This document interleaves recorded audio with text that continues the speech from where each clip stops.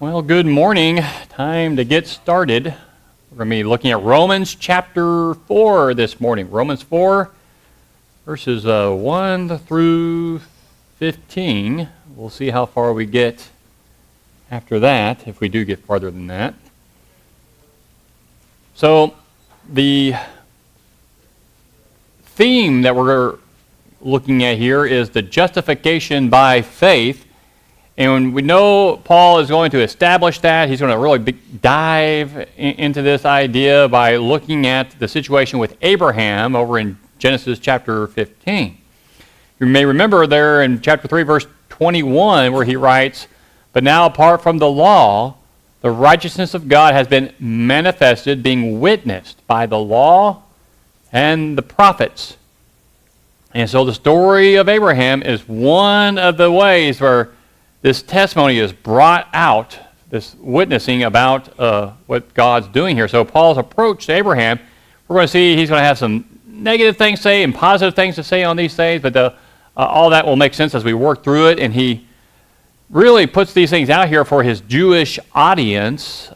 He wants them to recognize some things here. You may remember, or not remember, but we have discussed and we know the Jews believed that they were in a right relationship with God no matter what. They were born into it, they had circumcision, they had the law, and they relied on all these things, really three things, that they thought this makes us right before God. Works, circumcision, and having the law given to them by Moses. So Paul's going to look at all three of these and show where Abraham was not justified by God by any one of these. And of course, all these are concepts that they did rely on. So the first one we're going to look at is verses 1 through 8. We're in Romans chapter 4. And let's start by reading those verses. Romans 4, verses 1 through 8. What then shall we say that Abraham, What then shall we say that Abraham, our forefather, according to the flesh, has found? For if Abraham was justified by works, he has something to boast about, but not before God. For what does the Scripture say? Abraham believed God, and it was credited to him as righteousness. Now to the one who works, his wage is not credited as a favor, but as what is due. But to the one who does not work, but believes in him who justifies the ungodly, his faith is credited as righteousness. Just as David also speaks of the blessing on the man to whom God credits righteousness apart from works. Blessed are those whose lawless deeds have been forgiven, and whose sins have been covered. Blessed is the man whose sin the Lord will not take into account. So looking back up there at verse 1, we're in chapter 4. He's got that question, what then shall we say that Abraham, our forefather according to flesh, has found? If you're using something other than the New American Standard, you may have a little differing rendering there. How's the RSV read on that? Which, the first one? Yeah, verse 1. What then shall we say about Abraham, our forefather according to the flesh? Oh, so pretty much the same thing. Who has New King James say anything different, or King James? Pretty similar. Very similar? Okay, well, there's some differences out there. I just didn't write them down here. But they have differing ideas. Some commentators have differing ideas. Paul is saying that we should, now we should take a look at Abraham. That's what he's wanting to say and what he is saying. He wants to have this discussion on justification. And Abraham is the one who the Jews had always looked to as their father, because he's their father, and that puts us in a right relationship with God. So the example Abraham refutes the claims that the Jews have a lot of on their works of righteousness, because Paul's going to show them that it was really by faith, even back there with Abraham. Now again, you pull out the commentators on this section, and they present this idea of faith here as being faith alone. So we need to keep in mind, Paul is contrasting two systems of justification. One, salvation by means of meritorious works, where you've earned it, and two, a salvation by faith. Nowhere does Paul talk or teach that it's by belief only and nothing else, the way a lot of modern denominations have talked about it. Here, the faith system of salvation involves believing in a behavior that naturally accompanies that belief. We read about that also in James chapter 2. And so the question is asking, what did Abraham find to be the case regarding justification? And the answer is that it was not by works. So verse 2 indicates the kind of works that Paul is talking about here. He says, "For if Abraham was justified by works, he has something to boast about, but not before God." So works here, what do you think the kind of works Paul might be talking about here in verse 2? What do you think it is? If you had some works that you had to boast about, what is that work? Okay, the deeds, look what I did. Let's say I had pulled up all this carpet and put in a whole new floor. And you all came out and said, "Look what I did." Pretty nice, don't you think? It's going to sound really good when we sing this morning. And I'd have something to boast about if I did all that work. But what if I didn't do the work? What would I have to boast in? Nothing. I'd have nothing to boast about. And so the works here is a meritorious work, or something where he's earned something, or some sort of recognition. But he doesn't have anything to boast. He has, if he did earn something, then he would have something to boast about. But any works would be in keeping with some kind of law, right? Some kind of standard of right and wrong, and as far as this case goes. And so we need to remember Abraham, what law was he under? Okay, patriarchal age. Was he under the Mosaic law? No, wasn't even there yet. So he doesn't even have that. All he has is whatever the patriarchs had, what they handed down, the natural order of things that God had already put in place in the minds and hearts of men. They knew it was wrong to murder. They knew it was wrong to commit adultery. Things that even the Gentiles had. So Abraham could not boast before God on anything. Did he keep any law, perfectly? No, he could not. He was a pretty good guy. Oh yeah, I mean, how many of us could have been sitting there in Ur, surrounded with family, having everything you need? God come to you in a vision or a dream and then tells you, "Hey, pick up everything, all that you have, and I want you to head west. I'll show you where I want you to live." Could you do that? And then you get out there in the middle of nowhere and then just say, "All right, this will all be yours one day," and that's all you got.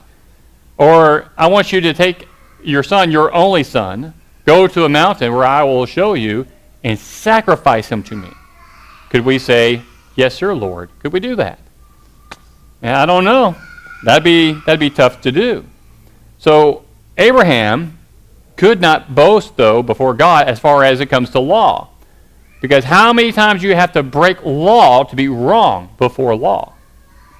Just one. It doesn't matter how small or how great we may see it. It just takes one. So to be justified by works would mean that we would have to keep it perfectly in our behavior, which Abraham could not claim. Now, Paul's already established for us, and we've looked at that in the first 3 chapters, all man's failed. We are all in the same boat as far as being justified before God. And since Abraham could not be justified by works, then verse 3 indicates it must be by faith. For what do the Scriptures say? And Abraham believed God, and it was reckoned to him as righteousness. If Abraham was justified by works, then it would contradict what God said in Scripture. Genesis 15, verse 6. We'll look at that a little closer in a little bit. Now here, Paul uses the Jewish law, again, to prove his point as to the means of justification. And we'll get to that in a moment, actually. Let's look at that word reckoned. What does reckoned mean? Reckon, that we're looking at verse 3 there. I'm sorry, that doesn't look right. I was in chapter 3. Believe God, and it was credited to him as righteousness. Is it in the New King James that says reckoned? Accounted? Okay, reckoned. Okay, maybe that's what I was thinking of. Imputed. Yeah, things of that nature, that's true. So what is it to mean to be reckoned or accredited as righteous, imputed? On the deposit side rather than the debit side. Yeah, it's accredited to him. It's put there for him. A credit. Can law give any credit? No. It goes back to that same illustration we usually give. A cop never pulls you over to tell you what a good job you're doing. That doesn't happen. And judges don't say, well, I know you did wrong here, but I want to tell you what a great job you've been doing keeping law all your life. No. Law can only condemn us for what we do. And so on that idea of a ledger sheet, he's put a credit there, and if you have debt, what does that credit do to your debt? It reduces it. Or let's say you had, $1 million in debt and you get credited $5 million. What happens to your debt? Wipes it out. It is gone. You are now looking pretty good. And so it's erased. God took away the debt. And now Paul lays out a difference here, verses 4 and 5, between works and faith. And this is going to build on why Abraham could not boast from the first couple of verses. Now to the one who works. That's going to be somebody who is trying to stand on their works, their deeds, the things that they feel like they've earned some reason or some right to stand before God as justified. To that person, what is due that person is his wage. Now that person could not be reckoned as a favor or as a free gift or as any kind of grace. Rather, it would be accredited to them as what is due them. They've earned it. That would be a reason to boast, right? If you could stand before God as righteous without God crediting anything to your ledger, it was all on what you did, could you boast about that? Man, yeah, and I would. Now, who can boast about it? Jesus can. Not Abraham, but Jesus can. And so, he goes on, but to the one who does not work, that is anyone who does not attempt to stand before God on their own basis of doing right all the time, but believes in him who justifies the ungodly, his faith is reckoned, imputed, or accounted as righteous. So they have no accrediting based on their own efforts to be right with God, yet they believe what God promises and they act upon that belief as we know Abraham did, and we'll look at more of that here in just a little bit. So it's accredited to them, and so the debt is wiped away. And Paul's discussion here talking about works here in Romans 4, usually we see denominationalists bringing this up from Romans 4. And when they do, they want to talk about faith only. You can't do it based on works. Read chapter 4 of Romans. Should you be basing anything on works when you read chapter 4 of Romans? No. But what are they saying when they say it can't be based on works? What are they usually harping on? You don't have anything that you have to do. That's right. There's not right, such as baptism. It's just you got it. It's God's grace. You got it. There's a select who's received it. They're going. The rest won't. Period. The once saved, always saved. An unconditional salvation, or what do they call that? Merit? It's the tulip thing. Unmerited, huh? That's unconditional election. Unconditional election. That's right. Unconditional election, where you've been elected whether you like it or not. And if you weren't elected, well, then too bad. You're not going to heaven. Which is really the only way you could justify the teaching that they have. But they base a lot of this on Romans chapter 4. But there's a problem. So put your marker there in Romans 4 and turn over to James chapter 2. But they don't like James. Well, too bad. James 2, look at verses 14. And we're going to read this. I know it's a lot, but look at 14 to 26. James writes, "What use is it, my brethren, if someone says he has faith, but he has no works? Can that faith save him? If a brother or sister is without clothing and in need of daily food, and one of you says to them, 'Go in peace, be warmed and be filled,' and yet you do not give them what is necessary for their body, what use is that? Even so, faith, if it has no works, is dead, being by itself. But someone may well say, 'You have faith, and I have works. Show me your faith without the works, and I will show you my faith by my works. You believe that God is one, you do well. The demons also believe and shudder. But are you willing to recognize, you foolish fellow, that faith without works is useless? Was not Abraham, our father, justified by works when he offered up Isaac, his son, on the altar? You see that faith was working with his works. And as a result of the works, faith was perfected. And the scripture was fulfilled, which says, 'And Abraham believed God, and it was reckoned to him as righteousness, and he was called the friend of God.' You see that a man is justified by works and not by faith alone. In the same way was not Rahab the harlot also justified by works when she received the messengers and sent them out by another way? For just as the body without the spirit is dead, so also faith without works is dead." Okay. So we see James talking about works, and we see Paul talking about works. Now, you may remember we talked about this in the past with Martin Luther when he was splitting from Catholicism, the Catholic Church. Excuse me. He didn't like works because it was Catholicism was a very works-based religion, and so he rejected that. And when he came to James, he called it a right strawy epistle. He did not like it and could not in his mind justify it with what he read in Romans chapter 4. And a lot of times we kind of give him a hard time about this, but that was early on when he was still with the Catholic Church and he was beginning to move away from it. As he kept studying, he changed his mind on James. He came to a stronger understanding. I really hope in my heart that he made it to heaven, that he came to a strong understanding of what the truth was, and he made it.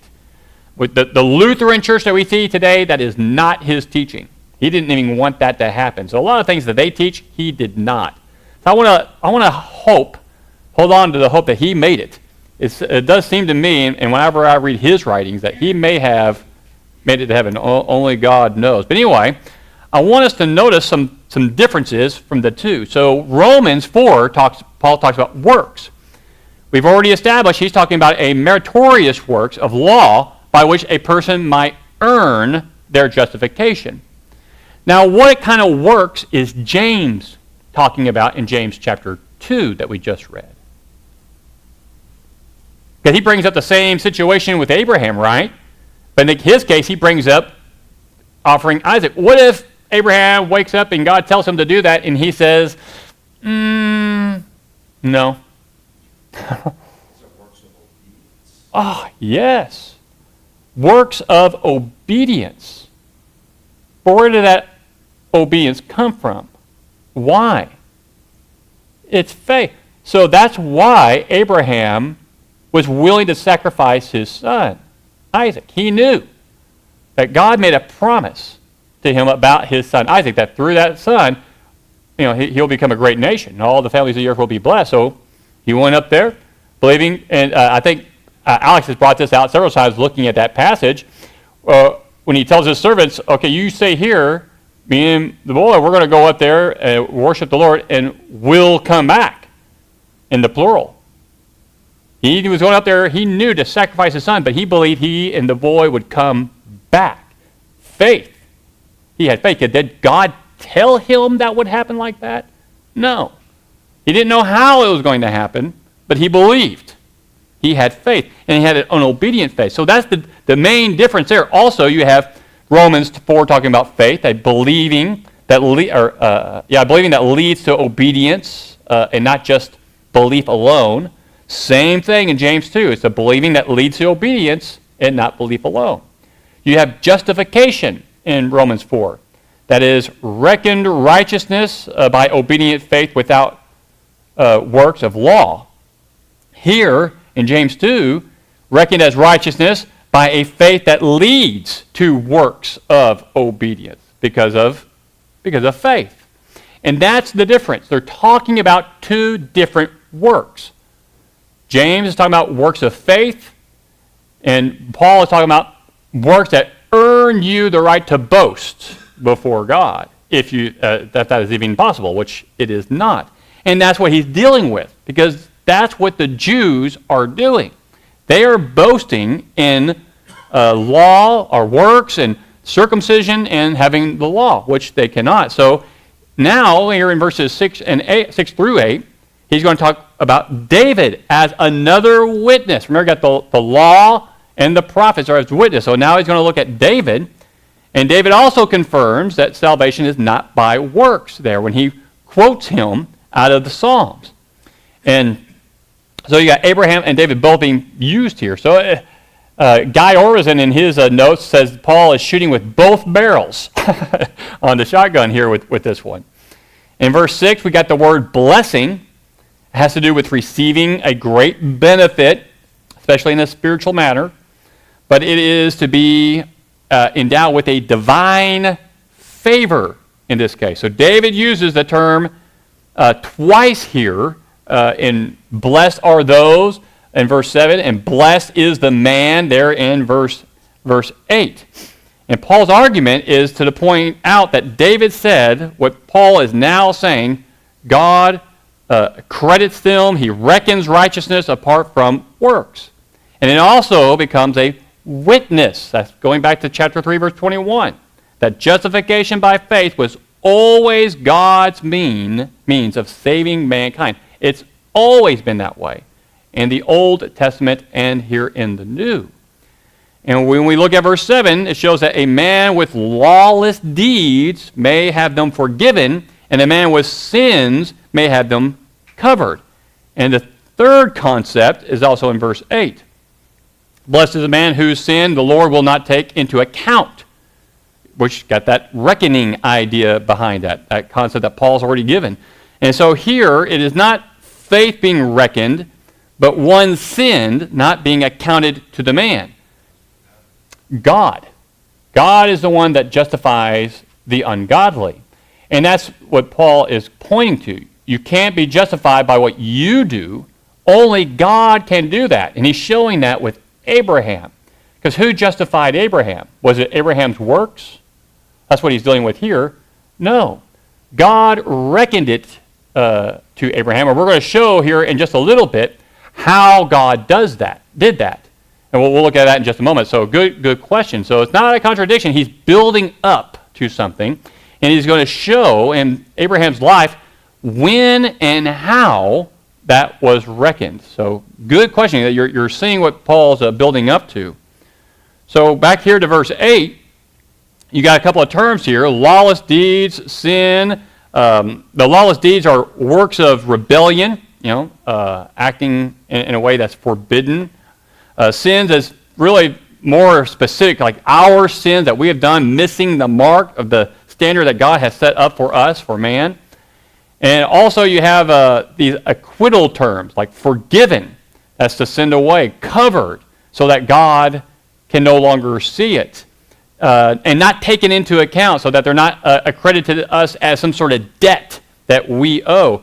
And again, that term reckon is a primary reason Paul uses these terms and these references. So, from here, Abraham, he's going to show how Abraham was not just, he's not considered justified by works, but he's also not justified by circumcision. Let's read verses 9 through 12 of chapter 4. Is this blessing then on the circumcised or the uncircumcised also? For we say faith was credited to Abraham as righteousness. How then was it credited? While he was circumcised or uncircumcised? Not while circumcised, but while uncircumcised. And he received the sign of circumcision, a seal of the righteousness of the faith which he had while uncircumcised, so that he might be the father of all who believe without being circumcised, that righteousness might be credited to them. And the father of circumcision to those who not only are of the circumcision, but who also follow in the steps of the faith of our father Abraham, which he had while uncircumcised. So let's dive into this. So here we got the case of Abraham. Excuse me, I am burning up. You got the case of Abraham here. He's going to build upon some of the things that we were just saying that he has already talked about. Whew. Thank you, Alex. Credit that to you as righteousness. Only after I changed. It's the faith I saw in your works. So the case of Abraham shows that the blessing of not having one's sins reckoned against him can apply not only to the circumcised, but also to the uncircumcised. So with that term blessing, Paul's connecting what David wrote there in the Psalm to what he's now going to show here in these verses. Now, a blessing refers to a forgiveness in this case. Paul is asked if this blessing is it only for those who are circumcised. If you were to not even have all this discussion, you just went up to a Jew and you asked the Jews, how does one receive the blessing of forgiveness? What will they tell you? Like, let's say you were talking to a Pharisee. What would a Pharisee say? Pharisee, how does one receive the blessing of forgiveness? Keep the law, which would be circumcised and do all these things. And they would lay it out. So they would say it's only for the circumcised. That's what they would say. So Paul is now going to show that not true. That's not the case. And so he's looking here at David, and Paul wants those reading to answer the question, how then was it reckoned? The timing of God's declaration of righteousness becomes very significant here. And Ryan, this will help you with some of the things you were asking. Notice when we go back to Genesis, there's a sequence of events. You got God gives promises to Abraham, and he acts on those promises. We see that from Genesis chapter 12. And then Abraham, he's in his 70s, 75, I think. And God shows him, he takes him out of his tent. He says, look up at the sky, count the stars. You can't, too many to count. And what does God tell him? So will be all your inheritance, all your descendants. And Abraham believed, right? And that's when God said that faith was reckoned to him as righteousness. Was Abraham at 75, was he circumcised yet? No. When is he circumcised? That's right. Good job. Yes, 99 years old. So we're looking at 24 years later is when that's going to happen. And so God entered, and before that, God enters into a covenant with Abraham. I think we brought this up last week. That's where they divide the carcasses in chapter 15. That's the cut term. And he puts them in half, and God goes between them. Sometime later, in his 80s, Ishmael is born to Abraham. Ishmael, the son of promise or the son of flesh? He's the son of flesh. Now, 13 years after that, at the age of 99, God gives the sign of the covenant, which is circumcision in chapter 17. And during the same year he was circumcised, Ishmael was 13 years old. So the Jews had thought that Abraham's circumcision was enjoined upon them, given to them as heirs, and it gave them an exclusive rights before God. Privileges, things that they would have above all the Gentiles. Not true. So the non-Jews, they concluded, the Jews, that they had no connection with Abraham or to the promise.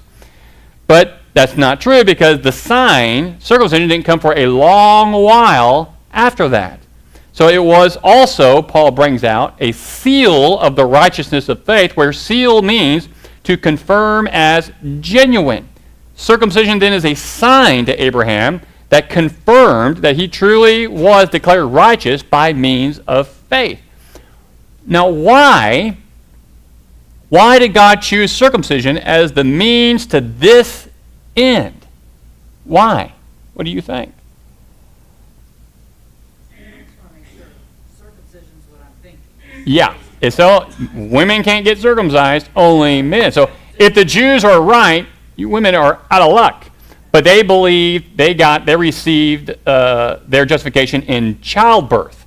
So that's why a lot of women back then, when they couldn't have kids, how stressful was it for them? How did people look at them? They looked down on them. They thought, not justified before God. They didn't have kids. And so here, I think it's because there was a need for something physical to be done in order to relate something spiritual had been done. The throwing away of the flesh, physically and spiritually. In the Old Testament, we looked at this last week, and we also see it quite a bit in the New Testament, is talking about not circumcised of the heart. That means you're still holding on to fleshly ways and ideas of yourself. You haven't been circumcised. You haven't died to self. So that's that symbolic act there. And since Abraham had been declared righteous while uncircumcised, that connected him with the Jews or the Gentiles? The Gentiles. So that he might be the father of all who believe without being circumcised, that righteousness might be reckoned to them. Now the Gentiles were not physically descended from Abraham if they shared his faith in God. They were his spiritual descendants, because they too could be reckoned as righteousness. But Paul points out at verse 12, so are the Jews spiritual descendants of Abraham.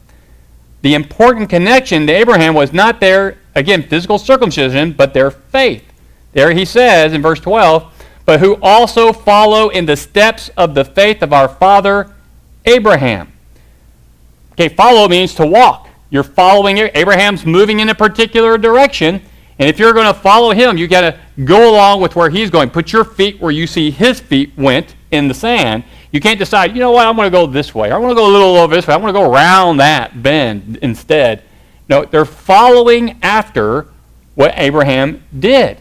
And so that's what we're seeing here. It eliminates then circumcision as the singular means to justification, as the Jews thought. But it also eliminates faith only the way the denominations teach today, because there is an obedient faith here. Abraham's faith led him to move in a certain direction. And what was that direction he was compelled to move in? Whatever God told him to do. Whatever God told him to do. Get up and go head west. Okay. I want you to stay here. You got it. You're going to have a kid. Pretty old, but okay. Time goes by. Now, what about when he decides, yeah, let's have Ishmael? Was that him lacking faith? Why? Well, you remember what his reason was for doing this? Or what Sarah's reason was to him? It'll be through. Perhaps God. Perhaps God meant for Hagar. Yeah. It's like, hey, why don't you two get together, which is a great idea. And Abraham thought, And huh, Abraham's like, That makes sense.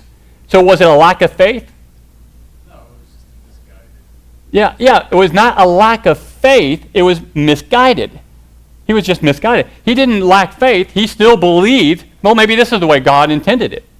He should have inquired of the Lord, but he didn't. He just thought, well, that makes sense. Maybe that is it. Because he couldn't see how it would happen this way. But it did happen when they were dead in their body. I think that's the Hebrew writer brings that out.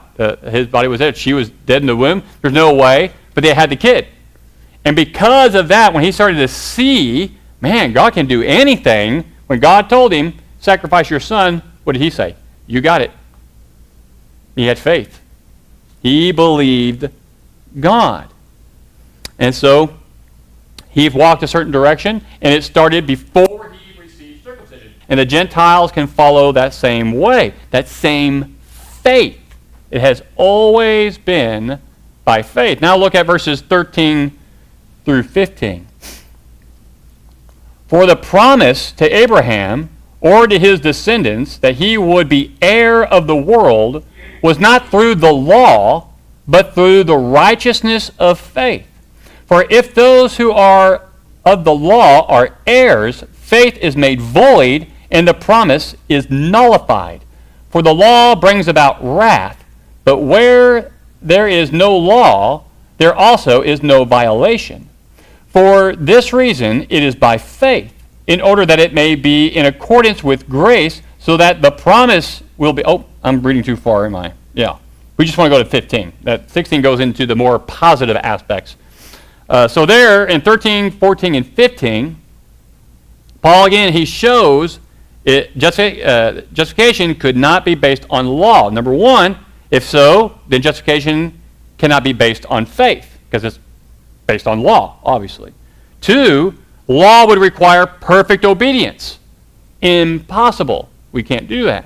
And three, it would eliminate the Gentiles from the promise made to Abraham. So he says there, if righteousness is a promise, then it cannot be by law. And of course, promise involves a statement made by Abraham. He would be blessed, and through him all the families of the earth would be blessed. And this is what makes Abraham heir of the world, in the sense that he became father of all nations. Not just the Jewish nation, all nations. And the promise of God that Abraham would inherit this mass of people as children could not have come through law, but through faith. Because a promise is one-sided. It's a pledge to give something to somebody, and it does not require anything from the recipient, but only to accept the promise. So a law requires authority and compliance in every detail. No pledge is made that you might receive. If there is something received, then it is deserved. You've earned it from it. So back to that expression, promise, descendants, you got heir, all place this in the context of the imagery of a last will and testament here. And it shows that what God promised to give Abraham was a gift. It was nothing deserved or earned. It was a gift to him. And you get that word, or that expression, or to his descendants. The Greek there is or to his seed, and seeds in the singular, but that's normal, because if I say I have a seed, and I have like one little mustard seed in my hand, that's singular, right? But if I tell you to go grab a bag of, I wouldn't say seeds. No, seed is inherently singular and plural, both. So you and I would never know what that really means if it wasn't for Paul bringing it to life for us in Galatians 3, and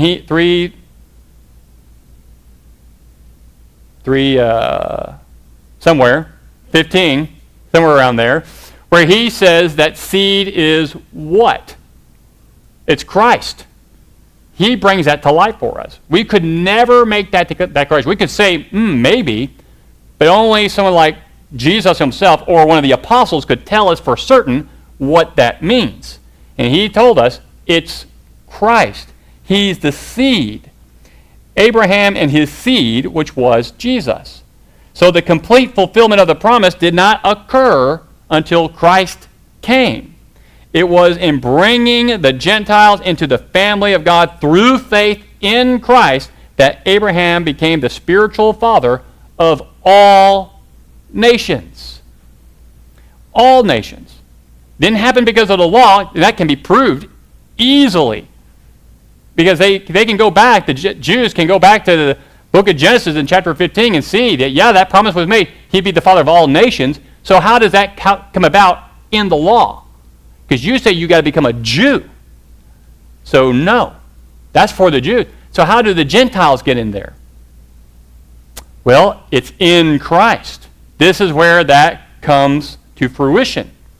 So the argument is extremely sound, very strong and powerful. He goes all the way back to show he received the righteousness before he was circumcised, and the promise is for all nations, and we know it didn't come through the law, because the promise came before the law.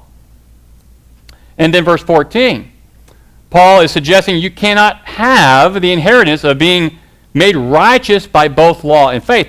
If it is by works of law, faith is made void, and the promise is nullified. Why? Because it would no longer be a gift, but something that you earned, something that you deserved. The law, verse 15, brings about wrath. So again, it would be impossible to be justified by law, since no one could ever keep law perfectly. But where there is no law, he ends out, neither is there violation. The only way we could stand justified before God is if there was no law. If there was no law, not talking about just Mosaic law, but any law. If there was no law, we would be justified.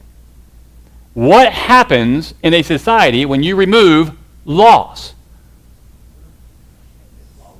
Lawlessness. It's chaos. Stealing, murder, rape, all over. That's what happens when you remove law. That's all the negative. When we get, we'll have to put the last half of chapter 4 into next week, but this is going to be in the more positive. Abraham was justified by faith. He says there in verse 18, in hope against hope, he believed. Verse 19, and without becoming weak in faith. Verse 20, he did not waver in unbelief. 21, and being fully assured. And we're going to dive more into that starting next week. Any comments or questions for verses 1 through 15 of chapter 4? Absolutely. And for those online, Alex will bring you up Hebrews chapter 11, how well in line both of these chapters go hand in hand. This one, that one, and James chapter 2. Okay, well, we're a little over time, but we'll pick it up there next week.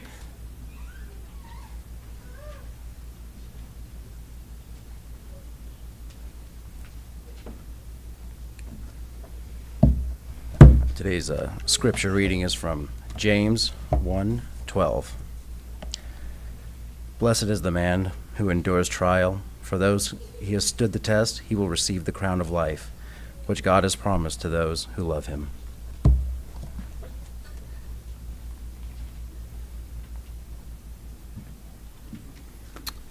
Well, good morning, church. It's a privilege to be back with you. I'm going to start a new series this morning, as you can see, on the book of James. This morning I'll be doing an introduction to the book. We're not going to be studying any particular block of the text yet. I'm just going to give you the background, who he's writing to, and so forth.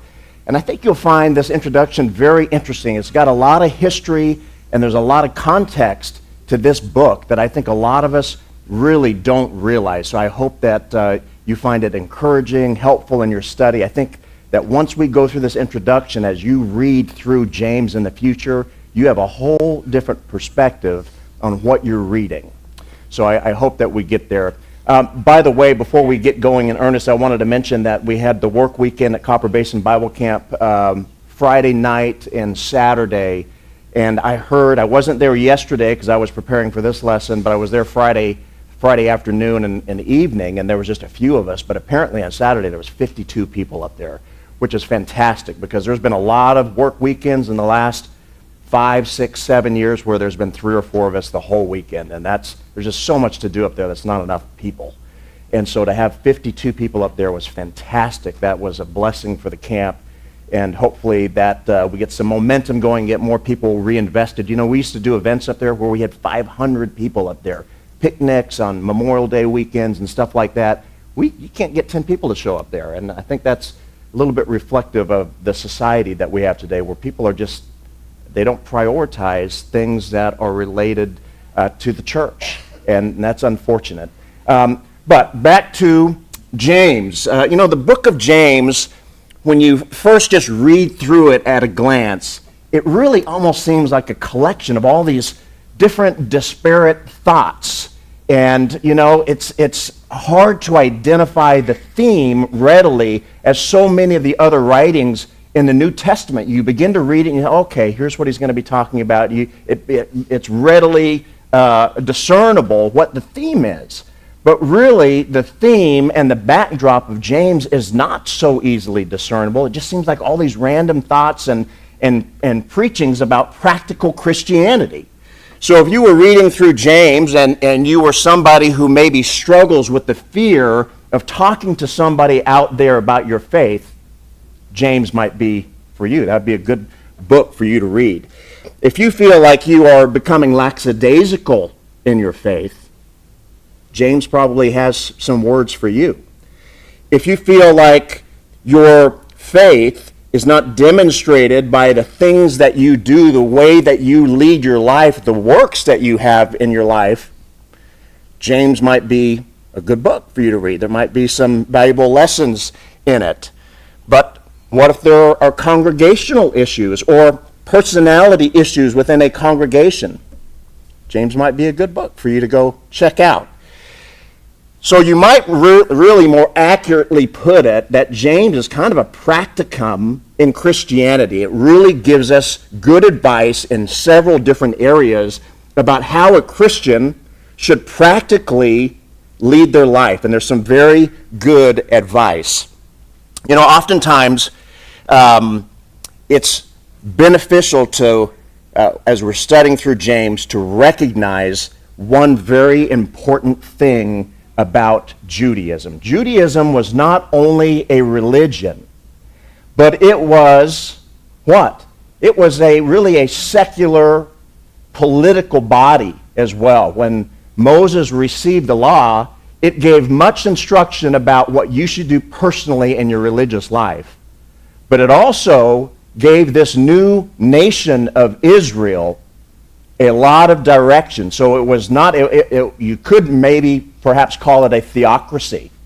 It was a nation that was governed by a religious body. So it was both this marriage between religion and really secular politics, or politics, I should say. And so we have to really keep that in mind, that it's not just a religion, but this is a nation state as well.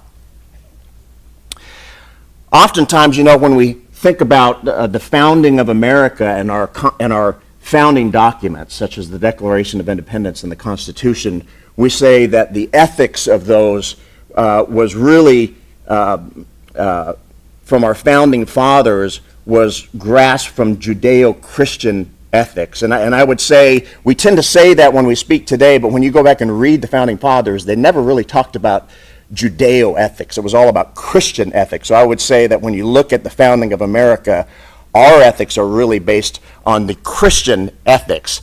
Who is James writing to, though? James is writing to Jewish Christians who are part of the diaspora or the dispersion. So I take that to mean that this would be Jews who had converted to Christianity, probably in the area of Jerusalem, and after the martyrdom of Stephen, everybody scattered. And now you got Jewish Christians living all over the Bible lands. And James is really writing to those people who have been dispersed. So they're Jew by genealogy, they're Jew by birth, but somebody has brought them the gospel message, and they have converted, and now they are dispersed all over the Bible lands. Now, what were some of the temptations that were faced by these Jewish Christians in this time frame? And are they different than the temptations that we are faced with today. And what is the backdrop to the book of James? Because this is really what is all so important to understand about the book of James. What is the backdrop? What were the pressures that they were facing? And here's what it is. Are you listening? It's Jewish zealotry. That is the backdrop of the book of James. Jewish zealotry. The Zealots were a political Jewish class or sect that began in the time of Herod the Great. This goes back to 40 years before the time of Christ, was when Herod was installed as king. And the activities of these zealots, this Jewish sect or Jewish political class, were really at a fever pitch during this period of the reign of Herod the Great. But it goes back even further than that. It goes all the way back to the intertestamental period, to the period of what you may have read or heard about this, the period of the Maccabees. And the Maccabees were really a family of priests that fought against the incursions of people coming in to Jewish lands and to the area of Palestine. So we had Syrians that were making incursions and trying to take some land. We had Greeks that were coming in making incursions.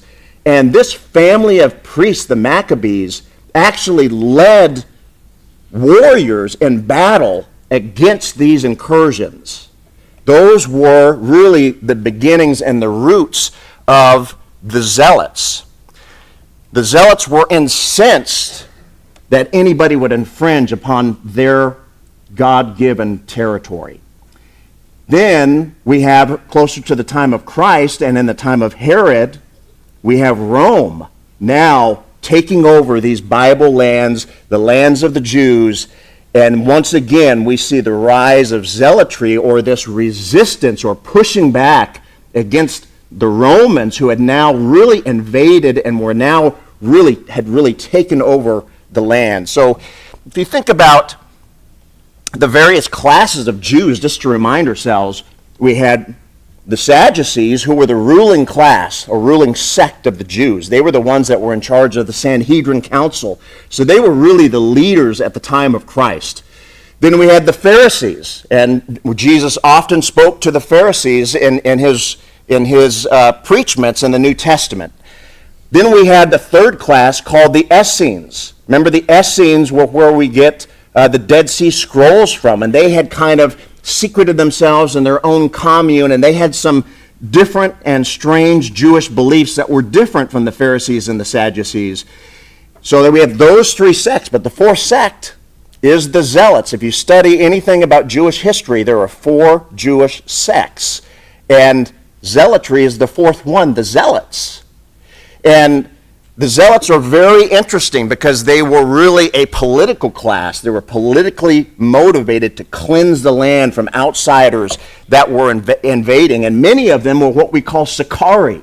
Sicarii, and I don't know if you've ever seen the movie Sicario, but it's based on the same word, Sicarii. These guys they were dagger men. They would carry daggers, and they would use it to assassinate Roman officials at big events. So if the temple square was full of people, a Jewish zealot would hide a dagger in his sleeve of his cloak, and he would be walking along, and he would just stab somebody in the back and just disappear into the massive crowd in the temple square or into the city square. And this is how they thought that they were going to impact the politics of the day, was through that kind of violence. They were called Sicarii, or dagger men. This is how they operated.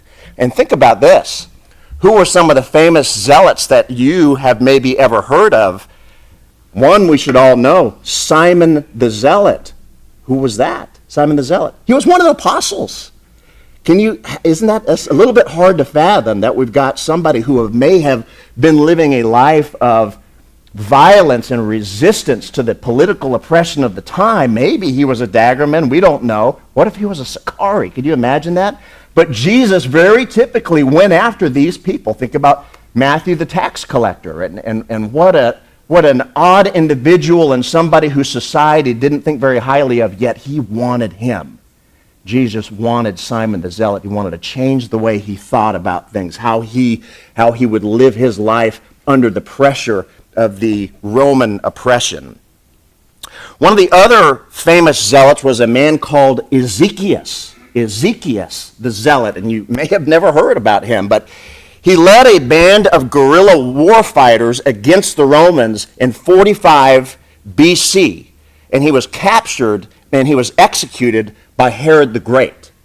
He had a son whose name was Judas the Zealot, not the Judas that was the betrayer of Jesus, a different Judas the Zealot. And this was from just in the time prior to Christ. But this particular Judas was actually mentioned in the Bible in Acts chapter 5. And you'll remember this, and once I pointed out, oh yeah, I remember this story. This was when the disciples were actively preaching. They were becoming extremely popular with the people in Jerusalem. People were following them everywhere. They were performing miracles. People were putting people out so that their shadows would be cast upon them so that they would be healed. And what happened? The Sanhedrin council and the Sadducees, which were in charge of that council, became extremely jealous because of their popularity. And they said, listen, let's go out and arrest them, or arrest all of them. So they went and arrested the apostles, and they threw them in jail. And remember what happened in the middle of the night? An angel let them out and said, go preach. Go back to the temple square and get to preaching. And in the morning, when the Sanhedrin council sent the temple guards to retrieve the apostles from the jail, they weren't there. The doors were locked. The guard was still at his station, but it was empty. And then very quickly thereafter, news came to them, hey, they're back in the temple square preaching. Well, go get them. So they got them very carefully because of their popularity. They didn't want to, have a riot ensue or something of that nature. So they went and gathered them together again, and they began to question them now in front of the Sanhedrin council. And somebody that we should be very familiar with spoke up. He was a member of the Sanhedrin council, Gamaliel.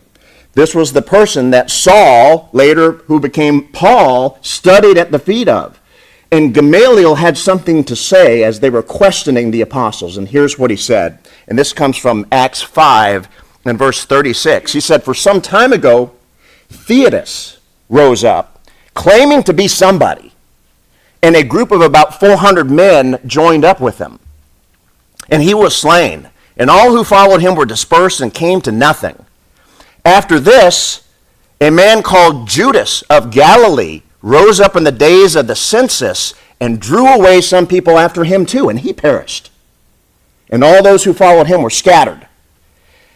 And what was his point? He said, the point is this, is that if these men are actually from God, because I believe that Gamaliel had some suspicions because of the power that they had, the miraculous powers that they had, he must have known that they had to have been from God. He said, if they're from God, there's nothing that we're going to be able to do to thwart them. If they're not from God, they're going to end up exactly like Theudas and Judas of Galilee, or Judas the Zealot is who he was. Interesting that we even have more mention that we can even sometimes know. So, this Judas was mentioned, Acts chapter 5.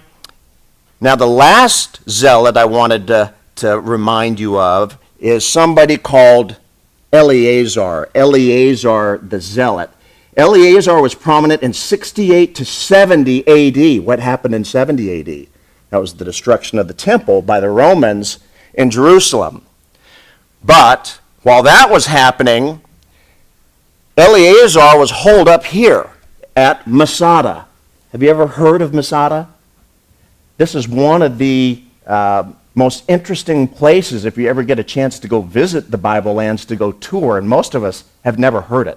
But look at where this is constructed. And this is the remnants of Masada. It is on such a high mountaintop. It actually overlooks the Dead Sea. It gets very flat in the foreground of that, almost that viewpoint looking area where you can see people touring it in more modern day. But it gets very flat and you can see the Dead Sea out in the distance. But in its heyday, this was a beautiful, beautiful place. It had a complete aqueduct system. It had cisterns to gather the water and the rain. They have found the remnants of huge palaces and beautiful mosaics. They had big towers. It was heavily, heavily fortified, and you can see some of the retaining walls, but the walls in that time must have been huge, thick walls that guarded this. This was supposed to be a safe place. This was actually the desert fortress and desert vacation spot in the winter for Herod the Great. Herod the Great had this place built. And so it was built to last. The Romans, I should say the Zealots, captured this town of Masada. And the Romans eventually captured it back. And the way that they did it was they built huge ramps of dirt and rocks and rubble, and it took them a long time, as you can imagine, to get an earthen ramp up to these walls. And once they got it up to the level of the walls, they were able to pull up battering rams. And they began to batter these gigantic walls, but they couldn't knock it down. And they decided, you know what? We could be here for a long time battering these walls. They had so much time to fortify them. They said maybe it would be easier to burn them. So they began throwing things that were combustible at the wall, and they ended up burning a breach into this wall. And once they had finally accomplished breaching the wall, they went in at dawn of the very next morning to find 1,000 Jewish zealots dead. They had killed themselves. They had committed suicide. It was like a Jamestown scene. And so they became very famous because they were, instead of becoming slaves or being killed at the hand of the Romans, they took their own life. So they were kind of, put in a pedestal to the Jews. They often refer to the zealots that killed themselves at Masada, leading up to the crushing of the temple in Jerusalem in 70 A.D. So this is the background to the book of James. And what does it have to do with us today, or what does it not have to do? And I'll tell you that there are a lot of religious movements that have an element of religious zealotry in it still today. And I want to show you one right now that you may or may not have heard of. This is Gustavo Gutierrez. He is what we call the father of liberation theology. He was a Roman Catholic priest in South America. And essentially, he had decided that the entire purpose of Christianity was to release the lower classes of society, those who were impoverished, through redistribution of wealth through Marxist ideology. And the very liberal wing of the Lutheran Church really bought into this. And here was what Walter Altman, who was a member of the Lutheran Church, said about liberation theology. He said it has Marxist categories for socioeconomic analysis. And essentially what he meant by that is we can disguise Marxism with Christian terminology. And we can, instead of preaching salvation through Christ, we will preach salvation through revolution. And this has been bought into by many, many different religious movements. What does this say to us? We cannot allow ourselves, like Gustavo Gutierrez, to drift off into this idea that what? That we're going to expand the borders of Christianity through revolution or through violence or through active opposition. That is not the way that God intended for us to spread the gospel message. That is not how we as Christians go about it. So we are not going to force people to become Christians at the edge of the sword. We're not going to machine gun Christianity into them. That's not the way it works. And Jesus made that very evident in his own preachments. Let's turn our attention to the theme of the book of James. And I really take the verse that Connor read for us this morning, chapter 1, verse 12, as really the theme of the entire book of James. And I've got it on the overhead for you. Blessed is the man who perseveres, or in some translations, endures under trial. For once he has been approved, he will receive the crown of life, which the Lord has promised to those who love him. Notice how he uses the word blessed. Very similar to his half-brother, Jesus. They talk in very similar styles. Blessed, or soul-filling, spirit-filling, is the man who perseveres or endures under trial. Bookending this thought in James chapter 1 and 12 is a very similar statement near the very end of the book of James in James chapter 5 and 7 and 8. We're going to get to that in just a couple of minutes. But I wanted us to think about, blessed is the man. And generally, when we look at the Greek for man in the Bible, the word that's used is anthropos. And it really means mankind. It means man and woman, mankind in general. That wasn't the word that James used here, interestingly enough. He used the word aner, which specifically applies to the male. Excuse me. He's addressing this statement to male Christians who might be tempted to convert others by the sword, by the dagger, by the Sicarii, because it would be more of the males who might be tempted to do such a thing, who might be interested in taking up arms in a movement like this, in a guerrilla warfare type of fighting. So he specifically addresses not solely to the men, but he really is addressing most of these thoughts to the men. Oh, thank you.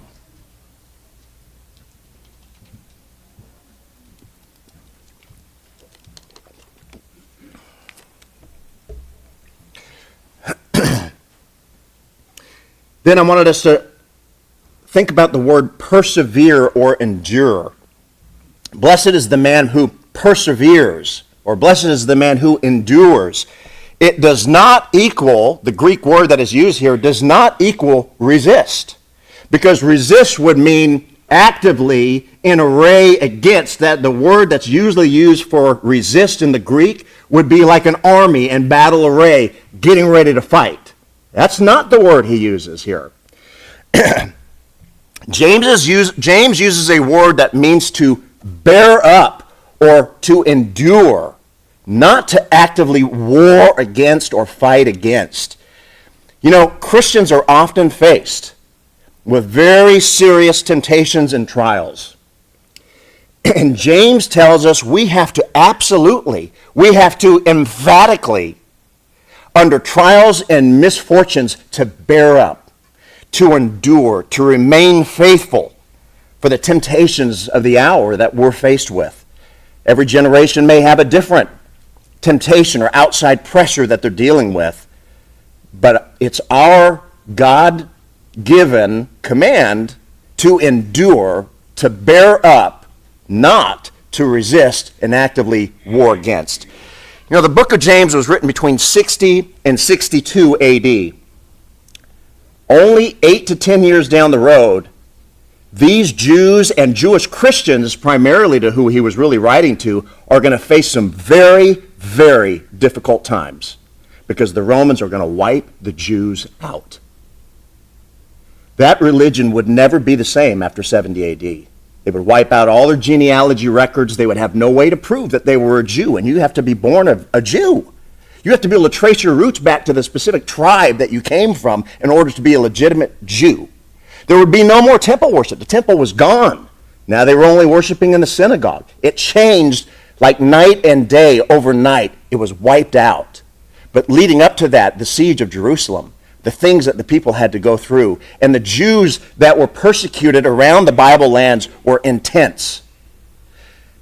Not too far down the road from when James wrote this, there was going to be a lot for these Jewish Christians to deal with. Very serious pressures. And this event would affect not only Jews, but the Jewish Christians who lived amongst them. So James is encouraging them to bear up under the political pressures of the day. The Greek word for persevere that's actually used is hupomeno. It means to bear up or to stand my ground, to endure, but not actively resist. I want us to think about the word trial. He says, blessed is the man who perseveres under trial. What does the word trial in the Greek actually mean? It means a testing or a trial of your integrity. What it does not mean is some internal conflict that you have. It's talking about an outside trial, a pressure that is applied on you from without, not something that you're dealing with within. It's outside pressure on you, something that may be financial, it may be political. Who knows? There can be a variety of outside pressures, cultural pressures that we face. A lot of things can apply a lot of pressure on us, and we're going to have to figure out how to endure or how to bear up. So in the context of James, this is talking about the political and financial stress that the Jewish Christians were enduring. And it was intense, and it was about to get much, much worse. Let's look at James 5, verses 7 and 8, and this is the bookend that really, at the very end of the entire book of James, speaks very similarly, where it says, "Be patient, therefore, brethren, until the coming of the Lord." And then verse 8, "You too, be patient. Strengthen your hearts, for the coming of the Lord is at hand." The word patient, macrothumeo. Macro means long. Thumeo means suffering. Long suffering. You have to refuse to retaliate with anger. We have to be the opposite of being quick-tempered when we deal with these outside pressures. That's what James's message was to these Jewish Christians. It goes against the nature of some of us, I would say. I know it does for me. This is a hard message for me to hear. I want us to think about the last part of his statement in both of these verses, the coming of the Lord. "Be patient, therefore, brethren, until the coming of the Lord. You too be patient. Strengthen your hearts, for the coming of the Lord is at hand." That's interesting, because usually when we see the words, the coming of the Lord, we always think about what? Second coming of the Lord at the day of judgment. But that is not what he is discussing. He says it's at hand. It's just around the corner. Temporally. It's about to be here. Well, that's not the second coming of the Lord for the day of judgment. It can't be. James is warning them there's going to be major cataclysms coming in the Jewish world, though. What is he talking about? He's talking about the destruction of Jerusalem. So the coming of the Lord does not refer to the second coming of the Christ, but what it does refer to is the impending doom of the Jewish nation, where God has decided he is going to allow this to happen to the Jewish nation because of their disbelief. Jesus warned them it was going to happen, and he even referred to it in Matthew chapter 24 as his coming. And very similar to the way Peter describes it in 1 Peter chapter 4, verses 7 and 8, where he said, "The end of all things is at hand.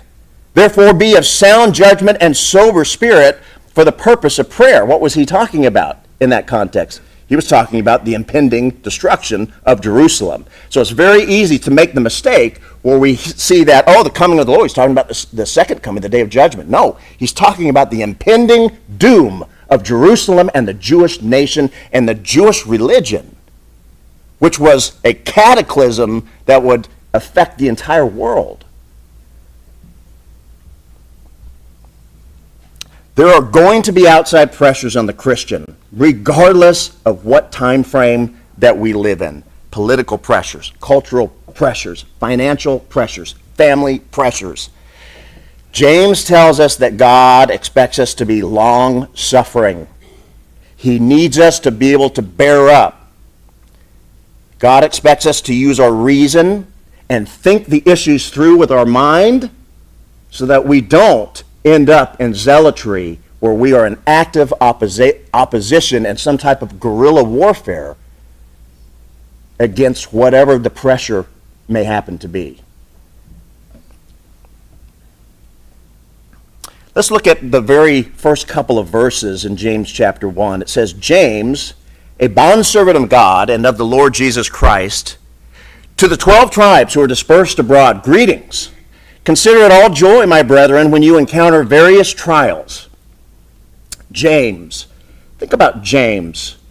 There's more than one James that you can think of in the Bible, isn't there? There's James, the disciple of Christ, the brother of John. Remember James and John, the sons of Zebedee, the sons of thunder? I was so excited recently because I was given a few more pieces to my Bigham side of my family genealogy tree, and I found that my great-grandfather's name was John, which I knew, but I didn't know that his brother's name was James. I said, oh yes, I've got the sons of Zebedee in my family tree. I've got James and John, the sons of thunder. I was so excited about that. Yes. So we've got James, a disciple of Christ, and remember, he died in Acts chapter 12. He was actually one of the first disciples that were murdered. He was killed.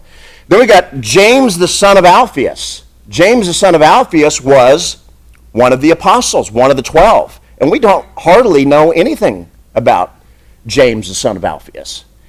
Then we've got James, the half-brother of Jesus. James, half-brother of Jesus. So he is referred to as the half-brother, and we believe the book that we are beginning to study today was written by James. When you look at when these men lived and what they did and how they're referenced in other parts of the Bible, we're really left to conclude that James, the half-brother of Jesus, has to be the author of the book of James. So we were going to assume that as we make our study. You know, we read quite a bit about this James, the half-brother of Jesus, in Acts chapter 15, and that's where we have the Jerusalem conference, and you can see that the half-brother of Jesus was one of the elders in the church in Jerusalem, and he was very interested in what? Jewish Christian life. And so now here we see him writing this book to who? Jewish Christians that have now dispersed from Jerusalem to the rest of the world. So he's writing to the dispersion, to the 12 tribes of the dispersion, Jews who had converted to Christianity and have now dispersed around the Bible land, so they would be in places like Greece and Italy and Asia Minor. And they would be tempted, all of them, to want to go to war against Rome because they're still in Roman lands and Rome is oppressing them. And that's not how Christians behave or how we spread the gospel message. Look at chapter 2, verse 2. It says, "For if a man come into your assembly with a gold ring and dressed in fine clothes." If you're looking at the American Standard Version translation, it doesn't say assembly, it says synagogue. And that's really the Greek word that's used is really the word for synagogue. It's really, the word really means a gathering together. But in some sense, I do believe that early first century Jewish Christians may have still met in the synagogue at times. So that's just an interesting note. Now, I wanted us to think about James chapter 1, verses 9 through 11. It says, "But let the brother of humble circumstances glory in his high position, and let the rich man glory in his humiliation. Because like flowering grass he will pass away. For the sun rises with a scorching wind and withers the grass, and the flower falls off, and the beauty of its appearance is destroyed." So he starts off at the very beginning there in verse 9, "But let the brother of humble circumstances glory in his high position." He's talking to the people that are struggling financially, those that are impoverished. And then he says, then he addresses the rich man. "Now let the rich man glory in his humiliation, because your riches aren't going to last." And so you see that there seems to be, he's addressing a financial pressure. There seems to be some financial conflict happening in the churches, in these early churches where we had Jewish Christians. To what extent? Let's look at James chapter 4, verses 1 and 2. Listen to what he says here. "What's the source of quarrels and conflicts amongst you?" Some versions say war. What's the source of the quarrels and warring among you? Is not the source your pleasures that wage war in your members? You lust and you do not have, so you commit murder. And you are envious and cannot obtain, so you fight and quarrel. Wow, he's accusing them of being murderers. Do you see how this ties into Jewish zealotry? I don't think that generally when we study through James, we have that in the backdrop of what we're reading. These people were murdering their political opposition. And he's going to have a lot to say about that. In thinking, though, about the financial pressures and political pressures of the Roman oppression upon the Jews, we frequently refer to that, and I don't think we really have any clue as to what kind of pressure these people were under, but I want to try and paint a little bit of a picture for you. Most Jewish Christians lived in rural agrarian communities, small outside villages. They didn't live in Jerusalem in big towns of 10,000 people or more. They lived in small little village communities. The ownership of all of the lands at the time when King Herod the Great was installed was taken from the Jewish people. They stole all of their family ancestral lands from them, just took them and said, it's no longer yours, but you can be a renter, you can be a tenant, and you can work the land, but it's not yours anymore. And we'll come back to that a little bit later, because Herod the Great was a Roman vassal. He was doing the bidding of Rome. Why would they want to take the lands from everybody? I think we know the answer. 9 out of 10 of these Jews and Jewish Christians lived at the subsistence level or below. They were not making enough to feed themselves in many cases. They were desperate. Wealthy Romans took ownership of all the lands, and they didn't even live there. They were living far off in the big cities. So here we have these poor Jewish Christians working the land, paying the wealthy landowner who wasn't even a local resident, somebody who lived far off and they never even saw, but they had to pay him money. At times they would get into trouble. They couldn't pay the rent for their land, and they would have to go to the Roman landowner and say, hey, I need a loan to tide me over because I'm not making it here. Okay, yeah, I'll give you a loan. And the loans would be at outrageous interest rates. And they would say, and we'll take it from your next year's harvest. Well, what happened when it wasn't a good harvest year next year and you couldn't pay back the money? Now you're no longer a tenant on the land that used to be yours, that you owned. Now you're kicked off, and now you're a beggar in the street. Maybe you become a bandit. We read a lot about bandits on the roads in like Galilee. Why is that? This is why. They were forced into doing things that they shouldn't be. Prostitution, violent acts where they would rob people on the roads in order to feed themselves. This is what was happening. Sometimes they would come in and they would say, hey, we got to take all your carts on your farm and all your farm animals because we got this building project down the way in the next village and we're requisitioning all your stuff. Then how are they gonna bring in the crops and do the work on their own land? And that's not all. Now I want us to look at this, and this is the tax situation that these Jewish Christians were under, and the Jews. There was imperial levies that they had to pay to Rome, to Caesar. There were city taxes that they had to pay. There was the salt tax that they had to pay. They had to pay the rent to the landlord. They had to pay tolls if they passed through certain roads or through certain areas of town. They had to pay sales tax. They had to pay a Jew tax. Oh, you're a Jew? That's another tax. You have Jewish genealogy? Then they had the religious taxes. They had the temple tax. They had the tithing tax, which was a tax. That's why I really do not like it when people say, well, I got to give my tithe at church this Sunday. No, it's not a tax. The tithe is a tax. Never refer to the contribution that you're giving freely out of your pocket as a tithe. That demonstrates that you have a lack of biblical knowledge. Do not call it a tithe. But can you believe all of this? The pressure. They had Roman taxes. They had taxes that they had to pay to people like Herod the Great, the king in the local area, city taxes, provincial taxes, Jewish taxes, temple taxes.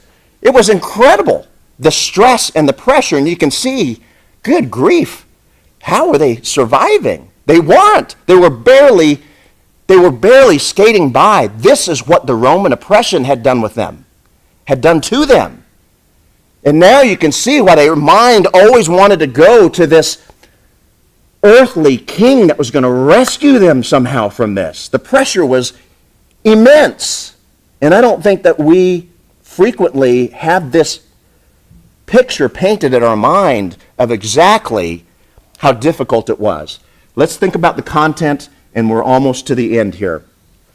We have 5 chapters in the book of James, and we have 7 admonitions that are given by James, 7 practical ideas that James has for us about how to endure and about how we are to live practically as Christians, and I wanted to just punctuate each one very quickly. The first one was admonition against sin, James 1:13. Let no one say when he is tempted, I am being tempted by God, for God cannot be tempted by evil, and he himself does not tempt anyone. James has quite a lot to say about sin, the origin of it, the mechanics of it, and we're going to get into that. That's one of the best topics that he has in the book of James. Admonition number 2, he is admonishing us against anger or wrath. For the anger of man does not achieve the righteousness of God. We're not going to machine gun Christianity into people. We're not going to convert people at the edge of the sword like Islam did. That's not the way Christians behave. It's not the way God wants us to spread the gospel message. But we still have to do it, even though they might not want to hear it. Admonition number 3 about faith and works, about having your practical life resembling your actual faith. You cannot behave one way inside the church and behave another way out there at work or in your personal life or when you're golfing. It's got to be all together. We can't be hypocritical. James chapter 2, verses 8 through 11. If, however, you are fulfilling the royal law according to the Scripture, you shall love your neighbor as yourself. You're doing well. But if you show partiality, you're committing sin and are convicted by the law as transgressors. For he who said, do not commit adultery, also said, do not commit murder. Now if you do commit adultery, but now if you do not commit adultery, but do commit murder, you have become a transgressor of the law. Here he's going back to that idea of murder. Some of them thought they were being righteous because they weren't committing adultery, but they were committing murder. And he's like, you guys are crazy. You cannot, I'm doing good because I'm not committing adultery. No, you cannot commit murder. You cannot respond in kind to this aggression with more aggression and more violence. Admonition number 4, and I want us to think about this. Chapter 3, verse 1, most people, if you look at the heading there, it says the tongue is a fire, and we think about this chapter as being advice about how to control your tongue. But I want us to notice the very first verse of chapter 3. What does it say? Let not many of you become teachers. He's talking to teachers. You are the ones that need to control your tongue. You are the ones that need to be very careful in what you teach and what you preach, because your tongue is very powerful and we have to take responsibility for the words that we teach and preach. Are we teaching correctly the oracles of God? Or are we teaching liberation theology?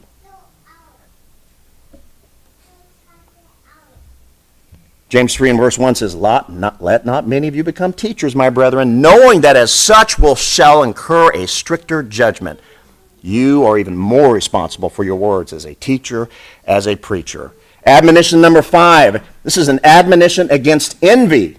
How easy would it be for these poor, impoverished Jewish Christians to be jealous and envious of neighbors who had it better? Man, I mean, they could barely eat, most of them. 9 out of 10 of them were barely able to eat. Of course it would be easy to become envious of those who had more. What's the source of quarrels and conflicts among you? Is not the source your pleasures that wage war in your members? You lust and do not have. And the lust that is being discussed there is your passionate desire. It's not talking about sexual lust. You really want something really bad, passionately, and you don't have it. So you commit murder, and you are envious and cannot obtain, so you fight and you quarrel, and you do not have because you do not ask. Admonition number 6, avoid arrogance. Come now, you who say, today or tomorrow we shall go to such and such a city and spend a year there and engage in business and make a profit. Speaking to the Jewish Christians, don't trust on your own ingenuity, on your own creativity about how you're going to survive. Trust me. Ask me for it, God is saying through the mouth of James. Don't be arrogant that you're going to solve these problems. You have no idea what these problems are even going to be yet. I do, God is saying. And then the final admonition was to the rich. Come now, you rich. Weep and howl for your miseries which are coming upon you. The calamities that the church is under at this time were just especially difficult. But there's going to be a time very soon here where we could have similar difficulties. His warning is to the poor and to the rich. Discipline your reaction to these pressures. Do not act unbecoming as a Christian. Bear up. Be strong in the midst of our culture, in the pressures that are being applied on the church from our government. It wasn't too long ago that we were told we were going to have to start turning over our sermons to the government to review. We've got pressures that are mounting. We've never heard of these kind of things before. For many, many years here in the United States, we've had complete autonomy and religious freedom. But it is slowly coming out of our grasp. But in spite of that, James encourages us to live up to the implication of your faith. You know, sometimes we're tempted to allow ourselves to get dragged along by our faith, and we frequently want to cast dispersion or the fault on somebody, something else. This is why my faith isn't as strong as it should be. This bad actor, the government did this to me, they taxed me like this. This is why I don't show up to services when I should be. This is why I'm not as active in the church as I should be. No. God is telling us through James, buck up. You're going to have to endure. You're going to have to bear up under the pressure that you're going to face. We've had a really good stretch here in the United States, but he's telling us we're going to have to persevere. Be disciplined in our response. We can't become like the zealots, guerrilla warfare fighting. You know, the theme of the book of James is really similar to the message that God gave the prophet Jeremiah in Jeremiah chapter 6. Jeremiah was one of the last prophets to see Judah before it was captured by the Babylonians and King Nebuchadnezzar. In fact, his mission from God was to spread the gospel, return to the covenant faith, otherwise bad things are going to happen. And did the people listen to him? No, they didn't. In fact, they conspired against him.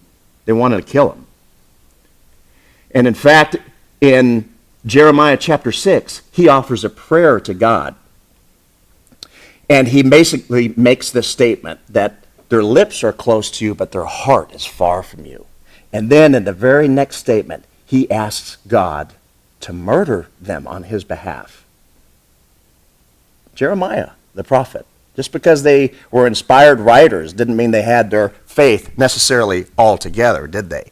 He said, drag them off like sheep for the slaughter and set them apart for the day of carnage. That was what he asked in his prayer to God. What was God's response? Jeremiah, what are you going to do? What are you going to do when things get difficult here? Jeremiah, what are you going to do? If you have run with the footmen and they have tired you out, how are you going to contend with the horses? That was what he said. We haven't seen anything yet here. If you've traveled around the world or known people from communist countries, things can get bad real quick, like overnight. Hopefully that doesn't happen here. But be ready. How are you going to deal with that? Better start reading the book of James. James says, hey, no matter how bad things get here, we're going to have to bear up. James chapter 1 and verse 12 tells us what the result of bearing up is going to give us. It says, blessed is the man who perseveres under trial. For once he has been approved, not until you've been approved and demonstrated it, he will receive the crown of life. Once we've been approved, once we've demonstrated that we can bear up under the pressures of life, we too will receive the crown of life. We're going to sing a song here, an invitation song, and it's open to anybody, whether you're a Christian and you feel like you haven't been faithful, whether you have not put on Christ in baptism yet, and you have not become a part of the family of God, which is the only way through faith, repentance, and baptism. Obedience to God's commands is the only way you can become right with God. That's the only way that you too can have the crown of life. But then we also have to live faithful Christian lives, and it means spreading Christianity and enduring the pressures of our life in a way that is godly and in a way that is righteous, and that does not include liberation theology. It does not include zealotry. We're going to have to figure it out.